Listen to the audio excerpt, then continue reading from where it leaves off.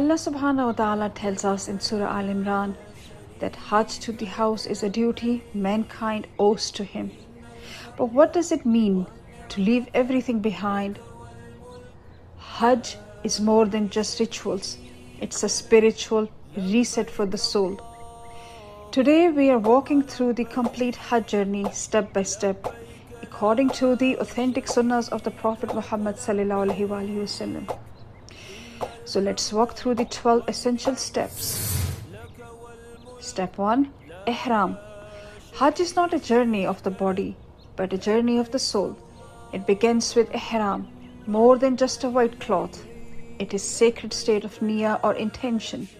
Before you move a single step towards Makkah, your heart must move towards Allah subhanahu wa ta'ala. As the Prophet Muhammad sallallahu alaihi wasallam taught us, actions are but by intentions. Enter the state of Ihram for Hajj from your Miqat point, reciting the Talbiyah. Tawaf al-Qudum. Your first sight of the Kaaba is a moment that stays with you forever. Tawaf al-Qudum is the greeting of the pilgrim. 7 circuits of devotion where we declare the oneness of our Creator. As narrated by the Salim's father, the Messenger of Allah subhanahu wa ta'ala arrived at Makkah, kissed the black stone and performed the Ramal, the first 3 rounds of the 7 circuits. Step 3. Sa'i, where we walk 7 times between the hills of Safa and Marwah. We honored the preservance of Hajar alayhi salam, reminding ourselves that through every struggle, Allah provides a way. As Allah tells us in the Quran, Safa and Marwah are among the sacred symbols for those on Hajj or Umrah. Walking between them is a path of devotion and a fulfillment of its commands. Step 4. Moving to Mina. 8th Dhul Hajj. On the 8th of Dhul Hajj, known as Yawm al-Tarawih, we move to the 10th city of Mina. Here, the pilgrims spend the day and night in prayer, resting and mentally preparing for the great day of Arafat. Following the Sunnah of the Prophet sallallahu alaihi wasallam, we perform 5 prayers in Mina, starting with the Dhuhr on the 8th, ending with the Fajr on the 9th, before continuing our journey. Step 5. Standing at Arafat, 9 Dhul Hajj. On the morning of the 9th, we move from Mina to the plains of Arafat.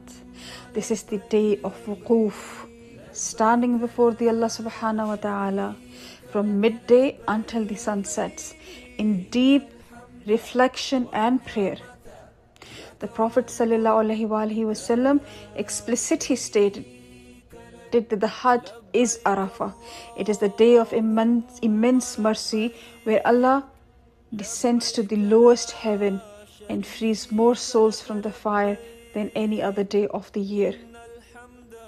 Step 6. Overnight in Muzdalifah.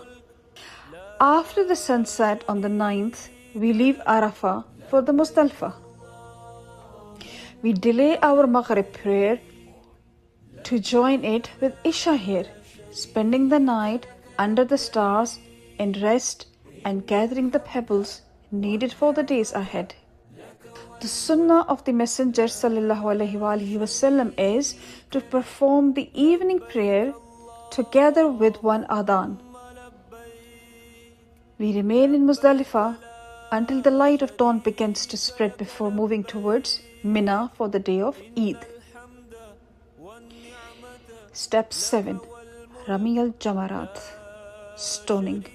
On the morning of the Eid, we return to Mina for Rami.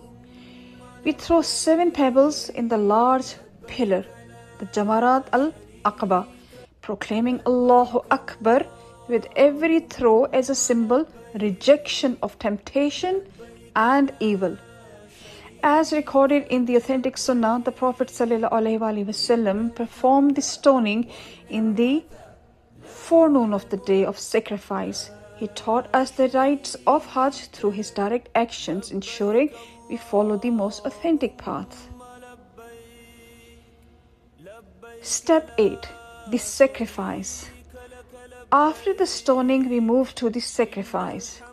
This act, known as the Hadi, is offered by those performing the Mattu or Kiran Hajj. It is a moment of profound gratitude where we share the blessings of the day with the poor and needy. As recorded in the Sunnah, the Prophet ﷺ performed the sacrifice with his own hands or appointed others to do so on his behalf. This act reminds us of the ultimate submission of the Prophet Ismail alayhi salam and the mercy Allah provides to his believers. Step 9. Shaving or trimming. Halq. Halq or Taqsir. Men may choose to shave their heads or trim their hair, while women trim a small portion. This marks your first tahallul, the partial exit from the Ihram, where most restrictions are now lifted. The Messenger of Allah subhanahu wa ta'ala prayed specifically for those who shaved their heads, repeating the supplication 3 times. Whether you choose to shave or trim, this act symbolizes a spiritual rebirth and your commitment to the journey. Step 10. Tawaf al-Ifadah. We return to the Masjid al-Haram for Tawaf al-Ifadah. These 7 circuits are a fundamental pillar of your Hajj. Once completed, you enter a state of full tahallul, and every restriction of Ihram is now lifted. Allah commands us in the Quran to complete our rites and perform Tawaf around the ancient house. The Prophet ﷺ performed his Tawaf on the day of sacrifice, confirming its place as an essential cornerstone of the journey. Step 11. Days of Tashreeq. We return the tent city of Mina for the days of Tashreeq. Each day after midday, we stone all 3 pillars, starting with the small, then the medium, and finally the large, with 7 pebbles each. The Prophet ﷺ described these as days of eating, drinking, and remembrance of Allah subhanahu wa ta'ala. It is time to nourish both the body and the soul before concluding our journey. Step 12. Tawaf al-Wida. The final step of your journey is farewell Tawaf. It is the last act you perform in Makkah, a final 7 circuits to honor the ancient house before you return home.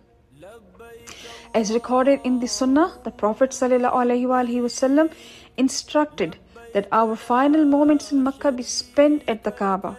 It is a beautiful conclusion to the most sacred journey of your life. May Allah accept the pilgrim of those who went and invite those of us who are still longing to go. If you found this guide helpful, please share it with others embarking on this journey. Do not forget to subscribe for more linguistic and spiritual insights. Until the next time, Jazakumullahu khairan and Assalamu alaikum wa rahmatullahi wa barakatuhu.